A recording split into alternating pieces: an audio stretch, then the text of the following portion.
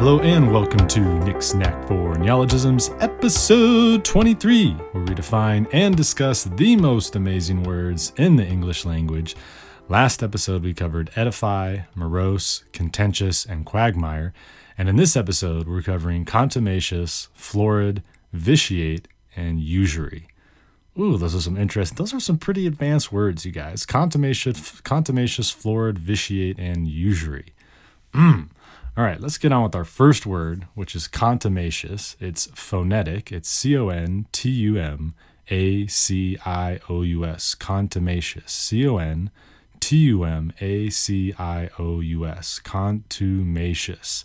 It's a great word. It's an adjective, and it means stubbornly perverse or rebellious, willfully and obstinately disobedient. So I think a few episodes ago we covered obdurate, and contumacious are very similar. I would say that contumacious has a component of obduracy, whereas obduracy doesn't necessarily have a component of contumacious. But to be contumacious, I think there's some obduracy in there. There's some stubbornness plus some disobedience. So you guys ever go to a local dog shelter? You know, maybe you're bored on a Saturday, Sunday afternoon, whatever. You're like, I'm going to go walk a dog at a local dog shelter. You go and you look at some of the dogs. You're like, this guy looks kind of cute. I think I'll walk him. So you throw a leash on him. And then the next thing you know, you've got the most contumacious little punk on your hands because he's dragging you every which way and he won't listen to any of your commands. I would say that lots of dogs at local shelters are fairly contumacious, not necessarily by nature, but simply because they need to get their exercise out. Stubbornly perverse or rebellious, willfully and obstinately disobedient. And so stubbornly perverse just means stubbornly hard-headed, stubbornly strong-willed. Someone who's perverse is very hard-headed, kind of in a contrary way, which goes along with that contumaciousness. So some synonyms of contumacious might be contrary, pig-headed, factious, refractory, headstrong, intractable, hard-willed. All of those things are kind of synonyms, loose associations we can make with contumacious. Any of my listeners out there contumacious? I think when I was younger, I was definitely contumacious. I don't think it was necessarily conscious, but I think I was probably a little bit contumacious. Yeah, I remember, I think there was one day I told my parents I could do whatever I want, when I wanted, how I wanted, if I wanted, and something like that. And yeah, they were not happy with that. I'm pretty sure I got grounded for that. So yeah, I think I used to be contumacious. Not so much anymore. I think I might still be a little stubborn, but yeah. All right, so the way we can remember contumacious is you can think of the beginning of the word cont, like contrary, and then the macious part almost sounds like malicious. Contrary plus malicious. So it's kind of a bad contrariness that we have.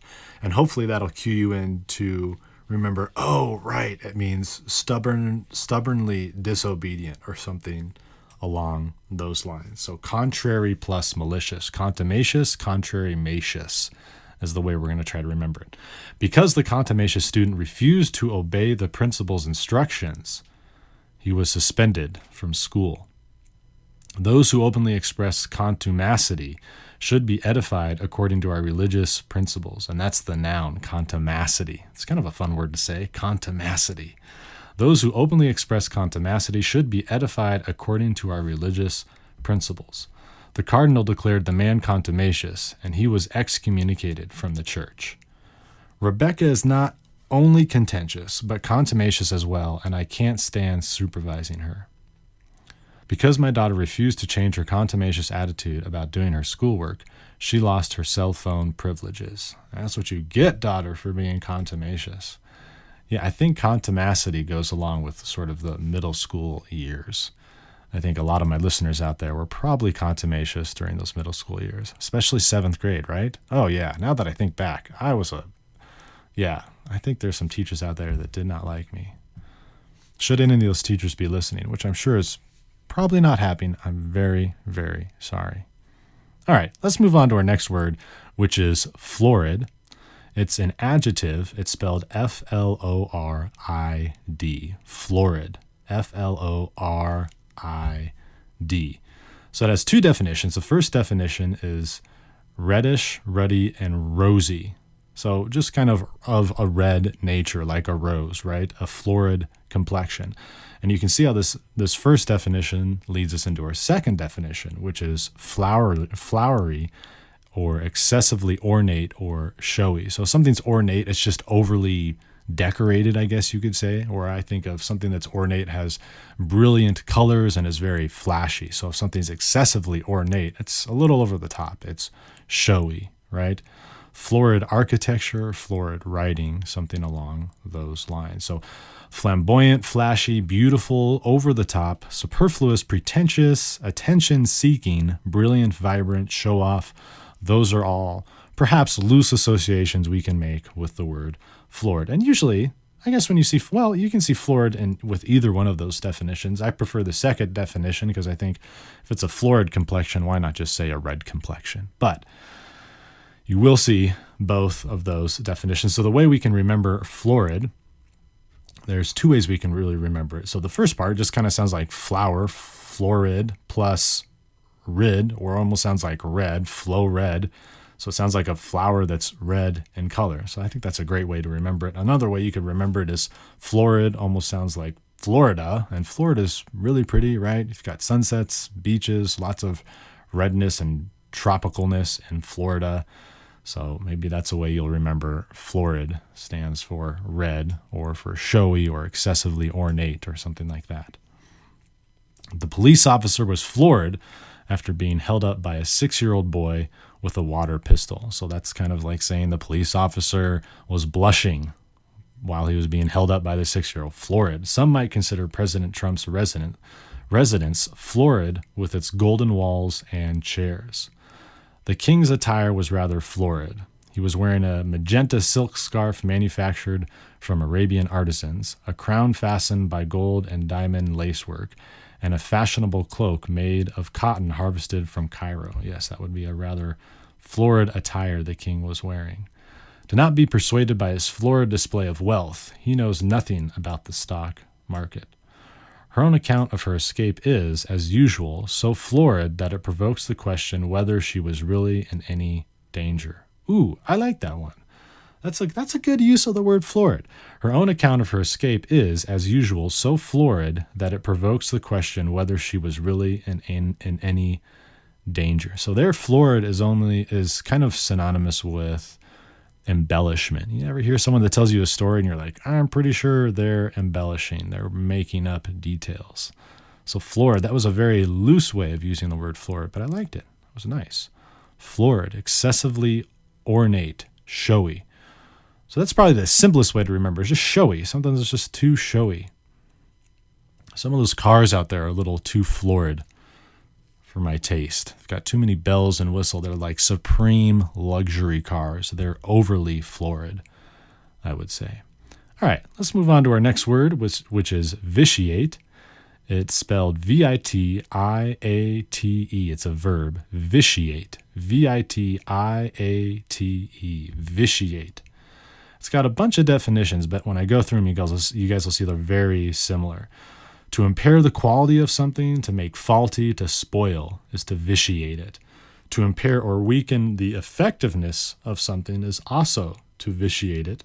To debase, corrupt, or pervert something is to vitiate it. So you can see how kind of like the physical definitions there apply to almost something more spiritual. You could debase someone, corrupt someone, pervert someone, and really you're sort of perverting their mind, right? Whereas the first definitions, you were impairing the quality of something probably physically. And the last definition is to make legally defective or invalidate. So it has a legal application as well. So I'm guessing those people who might be in the, those who might be in the legal department of a company or whatever are probably familiar with the word vitiate. Or if you're studying law, you're probably familiar with vitiate. So when we think of vitiate, just think of decreasing the quality of something. So taking something that maybe once was pure and making it impure or spoiling it. Vitiate. So if we're making something worse, if we're decreasing the effectiveness of something, if we're tarnishing or tainting something or removing something from its original quality, those would be examples of vitiation. All right, and then here's our clever but stretched out way we're going to try to remember vitiate. So on mnemonicdictionary.com, a user recommended thinking of vitiate sounds like fish he ate. And I don't know about you guys, but when I think of fish, I don't know, fish gross me out. They just smell, they usually smell nasty. Have you ever smelled spoiled fish? Oh my God, it's like the nastiest thing you can smell. So fish he ate was spoiled. Vitiate was spoiled. So if you just think of fish and maybe you have a connection in your mind with fish and spoiling, which I do, it'll help you remember vitiate. And one of the ways is just spoiling, decreasing the quality of something, right? So vitiate. Because of the obnoxious behavior of the defendant, the judge instructed the jury not to allow their personal feelings to vitiate their objectivity of the case. Ooh, I like that. Because of the obnoxious behavior of the defendant, the judge instructed the jury not to allow their personal feelings to vitiate their objectivity of the case. You made a good decision, so don't vitiate it by boasting about your success. The defendant's attorney used the profile presented by the psychologist to vitiate the circumstantial evidence against his client. Even though we believe nothing can vitiate a mother's love, we still occasionally hear tragic stories about mothers harming their children. If you think crossing your fingers behind your back is going to vitiate the promise you made, think again. What a weird word, vitiate. I don't think I would ever use this word just because I think it sounds so peculiar. Decreasing the quality of something, vitiating it. But maybe it's a good word to know. I don't know. Vitiate. All right, let's move on to our next word, which is usury. It's got kind of a weird pronunciation when you look at it. Usury, spelled U-S-U-R-Y. Usury. This one's probably not phonetic. Most of the words we cover I feel like are fairly phonetic. This one I doubt so. Usury. U-S-U-R-Y. It's a noun, and it refers to the lending or practice of lending money at an exorbitant interest. An exorbitant amount of rate or of interest, especially in excess of the legal rate. So it would be an illegal rate of interest. And then the obsolete definition is interest paid for the use of money. So sometimes historically, usury was just used as a word that represented receiving interest off of any money, no matter how big or small the interest was. I remember back in some of my philosophy classes, there was some big debate about usury, and it didn't refer to excess or excessive interest rate. It just referred to the morality of interest as a whole. Usury, the lending or practice of lending money at an exorbitant interest rate. So I think the last time I came across what I would consider usury, it wasn't illegal usury, but it certainly was usury in my mind, is when I read the fine print of my credit card bill, or not my bill, but my credit card terms of service or whatever. I don't know if you guys even read those, but you should read them one day and you'll be flabbergasted by the amount of interest that you have to pay if you don't start paying your bill off. And I myself have very, very good credit, and my interest rate is still crazy on my credit card. I don't even know. It's something like 18 or 25%. Last time I checked it, that was probably 10 years ago, but I doubt it's changed since then. So if you read the fine print of your credit card bills and terms of services and all that, I think you guys will be surprised. There's definitely some usury in there. What do you guys think? I mean, what do you guys think of usury, right? What do you think of it? Is it moral to charge someone excessive interest rate? I mean, after all, I think an argument could be made, a pretty strong argument could be made for either side, right? I mean, I voluntarily signed up for my credit card. I wasn't forced to sign up for my credit card. So I'm agreeing to these terms of service when I'm signing that little piece of paper or whatever that's stating if I don't pay it, then I have a 25% increase in interest or whatever it is. Yet at the same time, it's kind of crazy. You can make that argument for usury, but at the same time, you could say, well, these financial institutions are probably receiving money from our government, which is tax funded, right? And then that money that they're receiving, is then being lend it out to us at a high interest rate. Because isn't that how it works with the Fed and all that? I used to study that stuff, and I don't entirely remember how it works, but I'm pretty sure the Fed either creates money just by altering interest rates, and that money then is loaned to our banks nationally, and then those banks lend us money, right, in the form of mortgages and credit card statements and all that. So I think there's some usury going on there for sure. I don't think that the banks aren't culpable to some degree. I think we can hold them to some sort of accountability for charging us usury, but that's for another podcast. So usury is just the lending or practice of lending money at an exorbitant interest rate. There's a reason for the biblical bans on usury. Oh wait, before we get into this, let's talk about the way we can remember it. So I couldn't find much. I couldn't come up with much. User on Mnemonic Dictionary said that usury reminds him of treasury, which involves money, and that somehow reminded him thinking of treasury and lending money at a very high interest rate. But it could be one of those things where if you can just think of usury and treasury will be enough for you to think, okay, money, and then somehow deep in your subconscious, you'll unlock the definition of usury, which you'll just connect it between interest rates, high interest rates, and treasury and money and usury. That's the goal anyway. Whether or not it'll happen, who knows? There's a reason for the biblical bans on usury. In a zero-growth world, lending money at interest is quite likely to ruin people.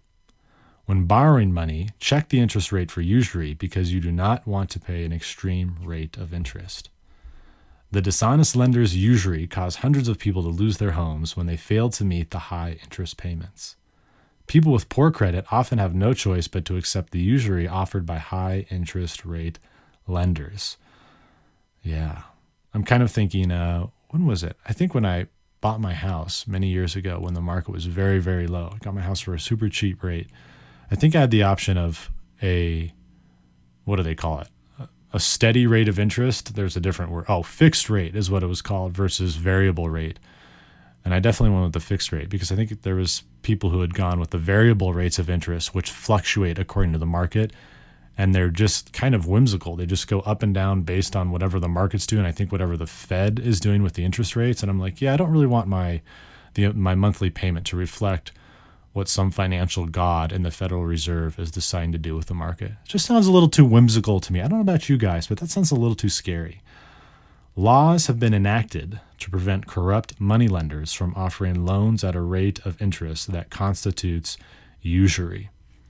So I guess before I did this podcast, I could have Googled usury and see if I could have found some recent court cases. That would have been kind of interesting, but I did not. So I think that wraps it up for episode 23, you guys. I did this super early in the morning, right after I woke up. So I feel like I'm a little out of it right now. So if this podcast if this episode has a little different feel than my other episodes, that would be why. I think I'm still trying to wake up. But anyhow, let's go through our 4 words: contumacious, florid, vitiate, and usury. And let's just see if we can come up with some loose associations or remember the mnemonic that we use for each one of these words. All right, first word was contumacious. What does contumacious mean? Does it bring up any loose associations when you think about the word? What does contumacious mean? We talked about the contumacious dogs at the pound. Yeah, stubbornly perverse or rebellious, willfully and obstinately disobedient. Contumacious. And then our next word was florid.